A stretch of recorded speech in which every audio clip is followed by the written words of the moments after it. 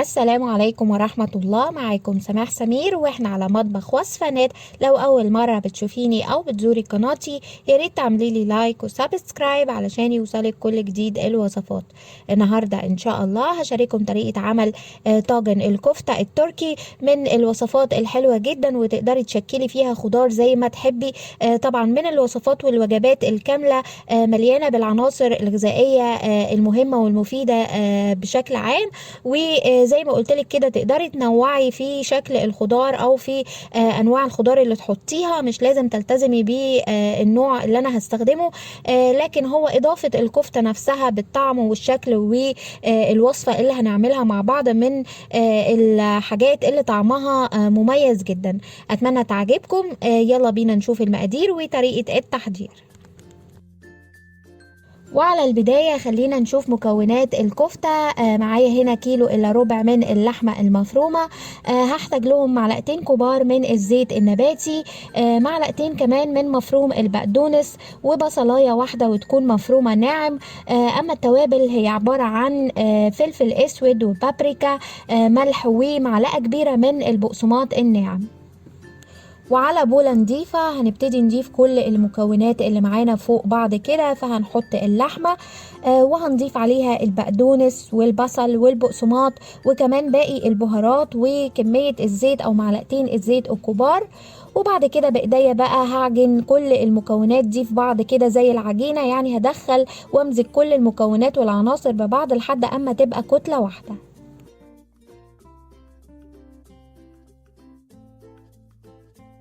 وهنا بقت الكفتة جاهزة معايا، شوية زيت نباتي بسيط على ايديا وهبتدي اشكل منها كويرات صغيرة. خلي حجم القرص اللي هتعمليه من الكفتة يكون بحجم مناسب ل يعني شكل وتقطيعة الخضار اللي هتستخدميه. فزي ما احنا شايفين انا بعمل كور صغيرة بالشكل ده كده، بتبقى سهلة التشكيل وبضغط عليها حاجة بسيطة بتتكون معايا قرصة بسيطة بالشكل ده، وهطلعها على صينية نظيفة. وطبعا كل الكمية هشكلها بنفس الطريقة.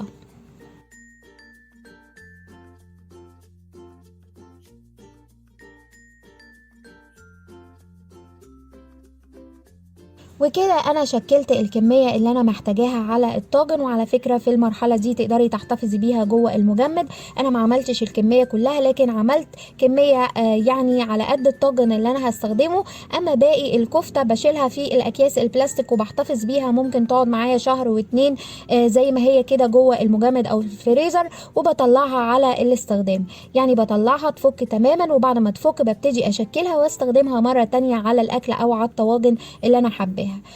فزي ما احنا شايفين الكمية اللي انا شكلتها على الصينية كده، الصينية زي ما هي هحطها جوه التلاجة لحد اما نحضر كمية الخضار ونقطع الخضار اللي هنستخدمه.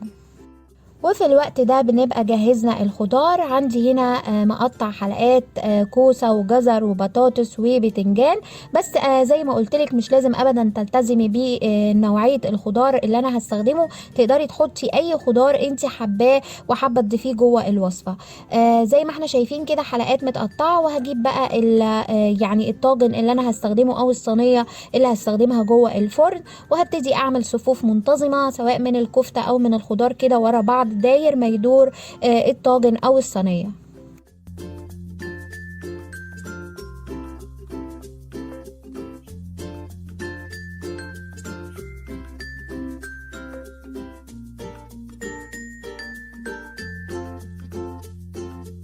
وشايفين قد ايه شكل الخضار والكفتة بعد ما ترصوا جوه الطاجن كده ولا اروع، شكلهم حلو جدا حتى من قبل ما يستووا. ده غير كمية العناصر الغذائية اللي احنا استخدمناها جوه الوصفة. وهنا كده بقى هنحضر صوص الطماطم. فهنحتاج على بولة نضيفة 3 معالق كبار من معجون الطماطم، وهنحتاج لمعلقة صغيرة من البابريكا، وهنضيف عليهم كوباية ونص كبار من المية. طبعا يبقى الخليط ده حسب كمية او حجم الصينية او الطاجن اللي انت بتستخدميه. فزي ما احنا شايفين بعد ما ضفنا المية كده هضيف عليهم معلقة صغيرة من الفلفل الاسود ورشة ملح، واخيرا مكعب مرقة، وكمان 3-4 معالق كبار من الزيت. وهقلب كل الكلام ده كده. اصبح الصوص جاهز معايا، هبتدي ان انا اضيفه على الطاجن.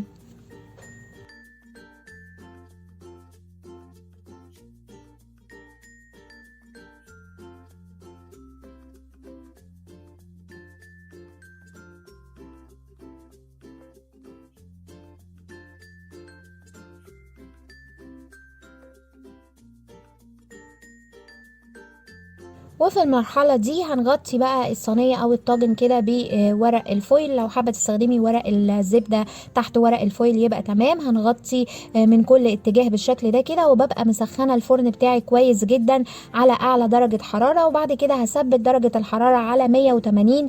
هدخل الطاجن بتاعي بيقعد من نص ساعة لنص ساعة و5 دقايق وبيبقى جاهز.